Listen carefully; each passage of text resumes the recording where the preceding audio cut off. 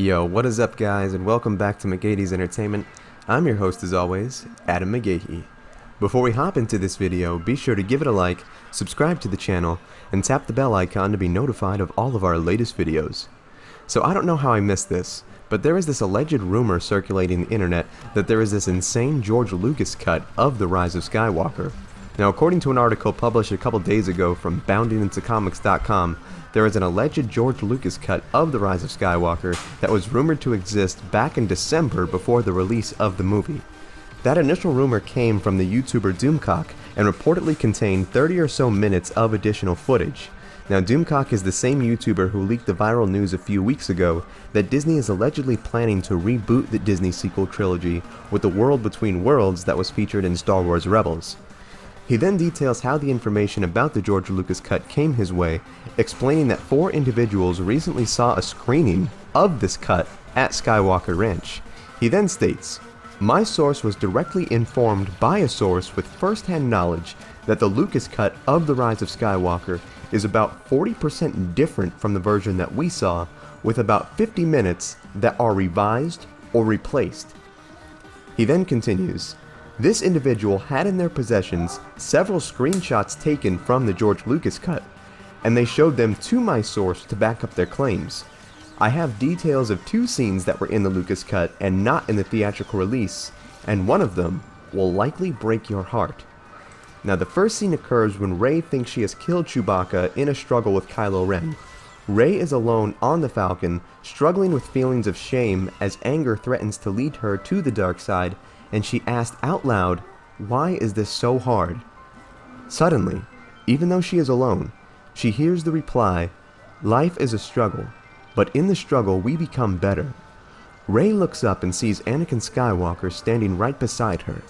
He is a Force ghost, and my source was personally shown a screenshot of Anakin and Rey together on the Falcon.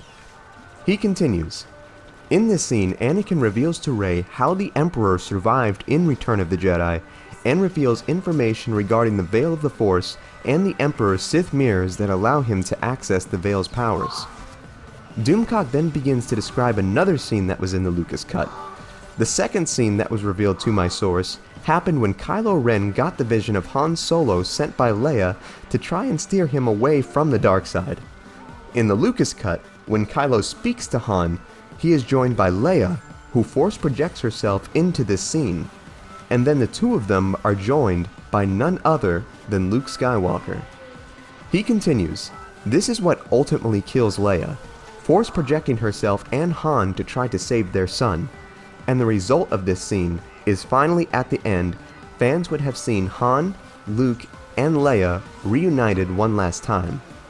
Doomcock adds, "I can tell you that my source personally saw another screenshot of this scene, a photo of Leia on the left, Han in the center, and Luke on the right." Now, this is a ton of news to take in all at once. I was wanting to see Anakin's Force Ghost return for the longest time in this entire trilogy. I mean, think about it. Kylo worshipped Darth Vader. His whole life mission was to model himself after Vader and honor his legacy, not knowing that Vader repented at the end of his journey and gave himself to the light. Why wouldn't Anakin appear at all? Where was his ghost? I was really thinking he'd at least appear at the end of The Rise of Skywalker to help kill Sidious, but sadly, we did not get that either. I think the scene of him appearing to Rey like that would have been perfect. Fans would have lost their minds to see Hayden Christensen as Anakin again, and to see Luke, Han, and Leia together one last time. I really don't get why Disney had such miserable send-offs for all these legacy characters, and we never even got to see them reunite together. This Lucas cut does sound very promising, and I would love to see if more news picks up on this soon. Now, given the non-stop attention that the Snyder Cut of Justice League got until it became an actual thing, perhaps Disney may realize that they can profit off something like this as well, and put an additional cut on this movie to pull in more Disney Plus subscribers in the potential future.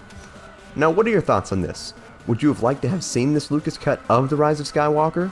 What do you think they could have done differently with this movie? I'd love to know what you think. Sound off in those comments below, and be sure to tap the bell to be notified of all of our latest videos.